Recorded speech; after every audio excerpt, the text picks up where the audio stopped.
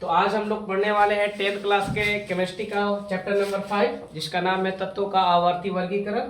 तो उसमें से आज हम लोग पहला क्वेश्चन से शुरू करेंगे और 5 क्वेश्चन तक पढ़ेंगे। ठीक, तो पहला क्वेश्चन चालू करते हैं हम लोग। तत्व किसे कहते हैं? तत्व वह शुद्ध पदार्थ होता है, इसमें मेन चीज है आपका शुद्ध पदार्थ। तत्व वह शुद्ध पदार्थ है जो एक ही परमाणु से मिलकर बना होता है, और दूसरा वर्ड आप लोग याद रखिएगा, एक ही परमाणु से मिलकर बना होता है। जैसे उदाहरण के तौर पे लोहा, तो लोहा एक तत्व है, तो लोहा एक तत्व है तो भैया इसमें ये दोनों क्वालिटी होना चाहिए। क्या होना चाहिए कि वो एक ही, वो शुद्ध पदार्थों से बना होता है। शुद्ध मतलब क्या होता है? शुद्ध पदार्थ का मतलब होता है उसमें कोई मिलावट नहीं। अगर लोहा है तो लोहा का ही परमाणु रहेगा, अगर भैया सोना है तो सोना का ही परमाणु रहेगा, दूसरा परमाणु उसमें मैच नहीं करेगा। एक ही परमाणु का मतलब क्या होता है? वही जो अभी बताएं कि अगर लोहा है तो लोहा का परमाणु, चांदी है तो चांदी का परमाणु।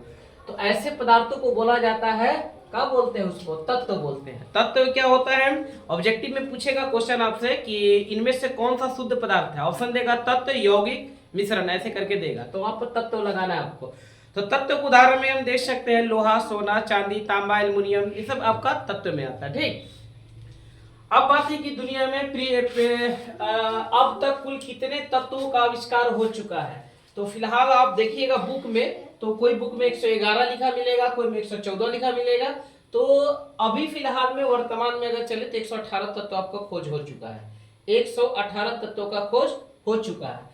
पहले वाले बुक में क्या होता है कि 114 दिया, 111 दिया, इसका मतलब ये है ना कि हर 4-5 साल पे ना संश्लेषित तत्वों का आविष्कार हो रहा है। अब हर साल तो किताब छपाएगा नहीं, इसीलिए ये नंबर अलग अलग देता है, लेकिन अभी वर्तमान में 118 तत्व है। क्वेश्चन नंबर 3 है, तत्वों के वर्गीकरण से क्या लाभ है? अब पहले हम समझेंगे कि तत्वों का वर्गीकरण है क्या। इसे देखिए 118 गो तत्व है, तो भैया 118 गो तत्व है, इसका हम लोग वर्गीकरण करेंगे तो उसका सही रूप से उसका अध्ययन कर सकते हैं और सही ढंग से उसका जानकारी प्राप्त कर सकते हैं। हमें सबको अलग अलग जानकारी प्राप्त करने की आवश्यकता नहीं है। अगर एक वो तत्व के बारे में जानकारी मालूम चला तो समझिए कि उससे रिलेटेड बहुत से तत्वों के बारे में जानकारी फ्री में याद हो जाता है। तो तत्वों के वर्गीकरण के निम्नलिखित लाभ है। अगर हम वर्गीकरण का मतलब क्या होता है पहले हम ये समझ लेते हैं वर्गीकरण क्या है। जैसे उदाहरण के तौर पे आपके घर में बहुत सारी किताबें हैं। ठीक, अब भैया हमको कोई किताब चाहिए, चौथा क्लास का मैथ का चाहिए, चाहे 7th क्लास का हिस्ट्री का चाहिए, तो आपको खोजने में बहुत दिक्कत होगा। अगर मैं सारी किताबों को क्लास बाय क्लास अगर रख दूं कि पहला क्लास को, दूसरा क्लास, तीसरा क्लास, तो जब भी जरूरत पड़ेगा 4th क्लास का तो उसको ढूंढने में हमको आसानी होगा।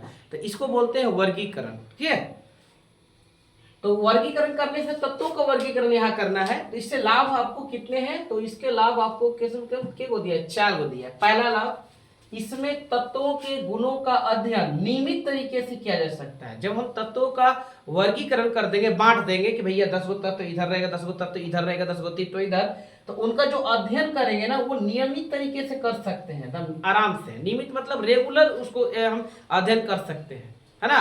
हमको ऐसा नहीं कि एक तत्व के बारे में जानकारी हुआ तो दूसरा तत्व के बारे में जानकारी प्राप्त करना है। एक तत्व के बारे में जानकारी प्राप्त करने से ना आपको 10 गो तत्व के बारे में जानकारी प्राप्त हो जाएगा। दूसरा आपका है, सभी तत्वों के गुणों का अलग अलग अध्ययन करने की आवश्यकता नहीं पड़ती। किसी समूह के किसी विशिष्ट तत्वों के गुणों की जानकारी हो जाने पर उस समूह के अन्य तत्वों के गुणों का अनुमान लगाया जा सकता है। अब बताइए एक दूसरा नंबर आप कौन समझा रहे हैं? 118 को टोटल तत्व है।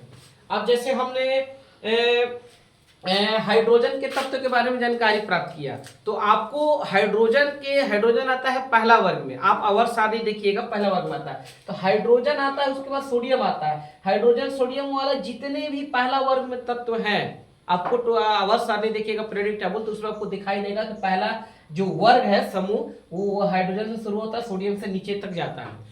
तो उसमें आप अगर हाइड्रोजन के बारे में मालूम कर लिया, आपको हाइड्रोजन के बारे में सब चीज मालूम हो गया, तो आपको सोडियम के बारे में नहीं पढ़ना है। सोडियम के बारे में ऑटोमेटिक सारा चीज आपको जानकारी हो जाएगा।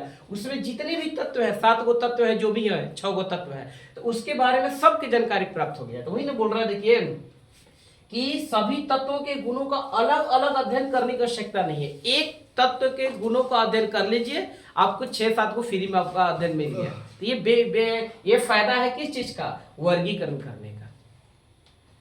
तीसरा फायदा देखिए यहाँ पर, किसी समूह के तत्वों के गुणों में होने वाले क्रमिक परिवर्तन को समझना आसान हो जाता है। आप अगर वर्गीकरण करिएगा ना, आवर्त सारणी देखिएगा, आवर्त सारणी क्या है, वो तत्वों का वर्गीकरण करके एक बड़े टेबल बनाया गया है ना, कि कौन कौन तत्वों को कहाँ पर रखेंगे, उसमें वर्ग मिलेगा, उसमें बहुत सारे समूह मिलेंगे, 18 गो वर्ग है और 7 गो आपका 18 गो वर्ग है, और आपका आवर्त आपको ऐसे क्षैतिज में 7 गो मिलेंगे।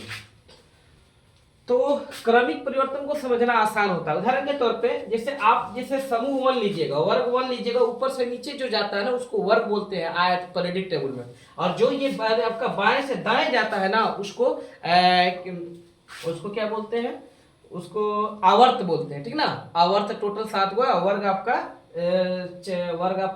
18 गो है।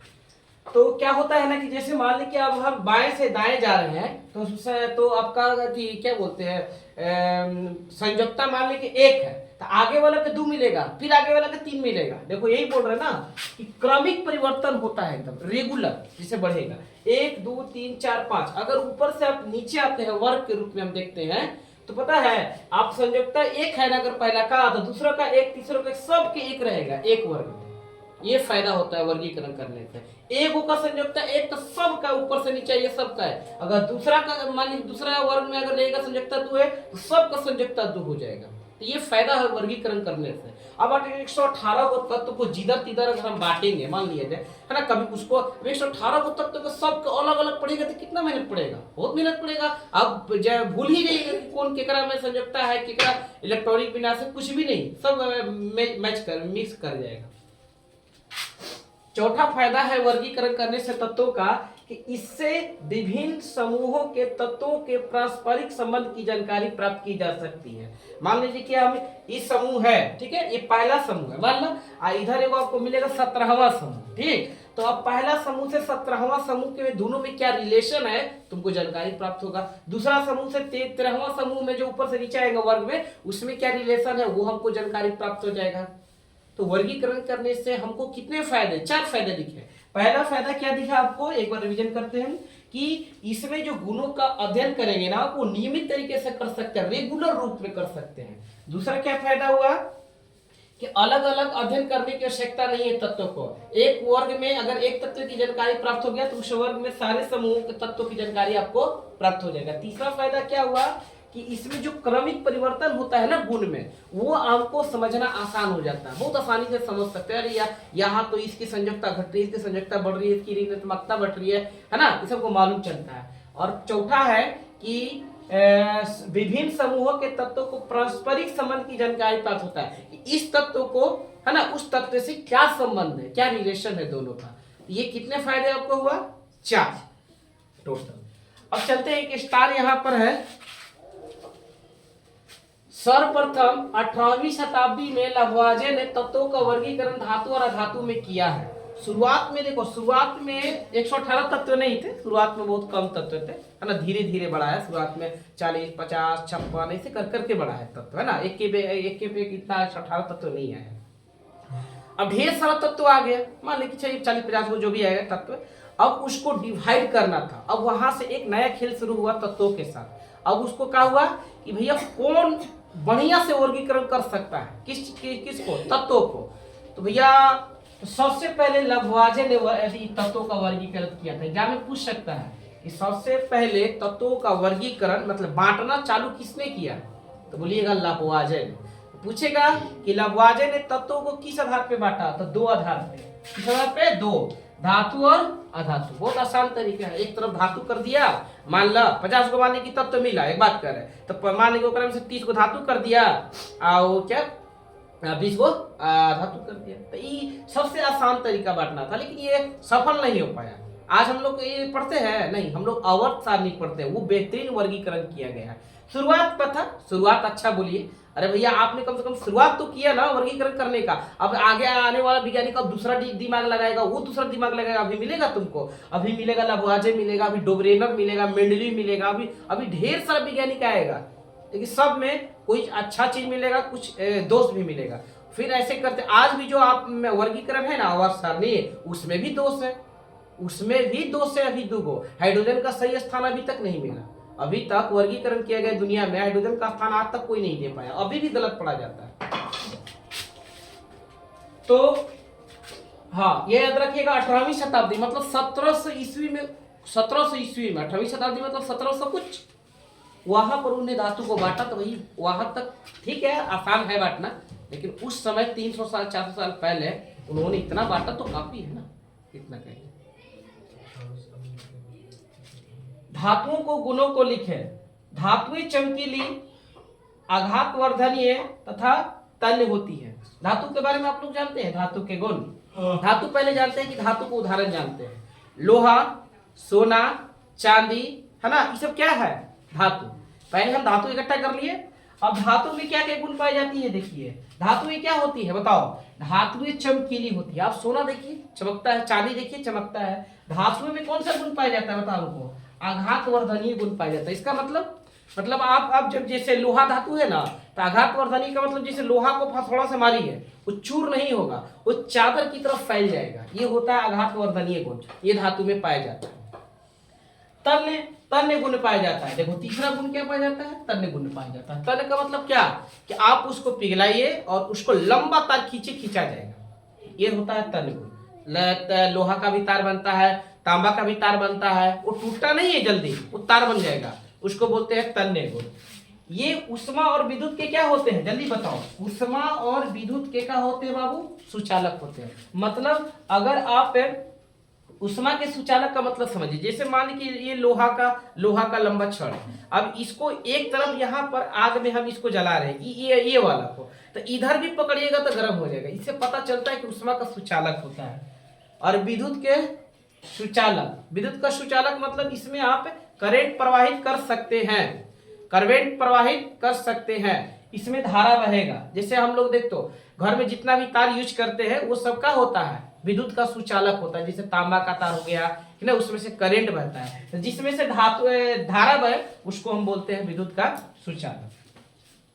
तथा इनमें ऑक्साइड भास्मिक होते हैं। ऑक्साइड भास्मिक मतलब ये भी समझ लेते हैं, धातु के ऑक्साइड जो होते हैं ना वो हमेशा भास्मिक होते हैं। भास्मिक मतलब देखिए, धातु के ऑक्साइड भास्मिक होते हैं और अधातु के ऑक्साइड अम्लीय होते हैं। इसका मतलब समझिएगा, अगर कोई धातु है, मान लीजिए सोडियम, और ऑक्सीजन से अभिक्रिया किया तो क्या बनाएगा, सोडियम ऑक्साइड, तो ये भैया इसको हम बोलेंगे भास्मिक ऑक्साइड। अब जैसे एक और उदाहरण ले लीजिए, लोहा, मान लीजिए आयरन लेते हैं, अब हम लोहा को ऑक्सीजन से अभिक्रिया करा रहे हैं तो क्या बनेगा, लो ऑक्साइड, ये बोल सकते हैं फेरस ऑक्साइड, क्या फेरिक ऑक्साइड, तो वो क्या हो गया, वो भास्मिक ऑक्साइड हो गया। मतलब ऑक्सीजन के साथ अगर कोई भी धातु लगा रहा है, एल्युमिनियम ऑक्साइड, आयरन ऑक्साइड, है ना, कॉपर ऑक्साइड, जिंक ऑक्साइड, कुछ भी, ये भास्मिक कहलाएगा तुम्हारा।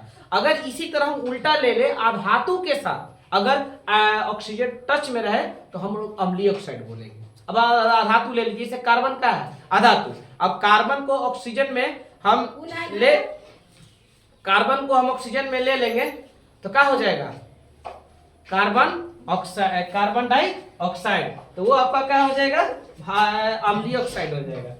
अब देखिए आप लोग 5 नंबर, अधातुओं के गुणों को लिखे। अधातु के गुण क्या है, तो अधातु का गुण देखिए आपको फ्री में याद होगा, धातु के गुण याद करिएगा ना तो अधातु के गुण याद हो जाएगा। कैसे देखिएगा, जो इसमें लिखा है वही चीज इसमें लिख देना है, बस नहीं लगा देना है। अधातु के गुण, तो अधातु को देखने में क्या होता है, अधातु देखने में ही उदास होता है, मतलब इसमें कोई गुण नहीं पाया जाएगा, कोई गुण नहीं। जैसे कोई व्यक्ति कैसे उदास होता है, नहीं भाई उसमें कोई गुण नहीं, ना हंसी का गुण है, ना मुस्कान का गुण है, कुछ भी नहीं, उदास बैठा हुआ है। तो अधातु क्या होती है, उदास होती है। तथा इनमें क्या होती है, आघातवर्धनीयता, मतलब इसमें पीटोगे ना तो चादर की तरह नहीं फैलेगा। तन्यता, तार खींचोगे ना तो तार नहीं खींचेगा, टूट जाएगा, चूर हो जाएगा। नहीं, इसमें गुण क्या होता है, नहीं पाया, यही वाला लिखिएगा धातु वाला, और नहीं लगा दीजिएगा, लास्ट में हो जाएगा एकदम डिट्टो, ठीक। और उष्मा और विद्युत के क्या होते हैं, कुचालक, उसमें क्या लगा था, सुचालक, है ना। तो और ये ऑक्साइड क्या होते हैं, अम्लीय, अभी बताए ना आपको। और धातु के ऑक्साइड क्या होते हैं, धातु के जो ऑक्साइड होते हैं वो भास्मिक होते हैं, और जो अधातु के ऑक्साइड होते हैं वो क्या होते हैं, अम्लीय होते हैं। तो मुझे उम्मीद है कि आप लोग को मैंने 4-5 क्वेश्चन पढ़ाए हैं केमिस्ट्री का चैप्टर नंबर 5। तो आप लोग को उम्मीद है कि ये बहुत बढ़िया से समझ में आया होगा। अगर वीडियो अच्छा लगा और आपको समझ में आया तो वीडियो को लाइक करिए और चैनल को सब्सक्राइब करिए। वीडियो देखने के लिए धन्यवाद।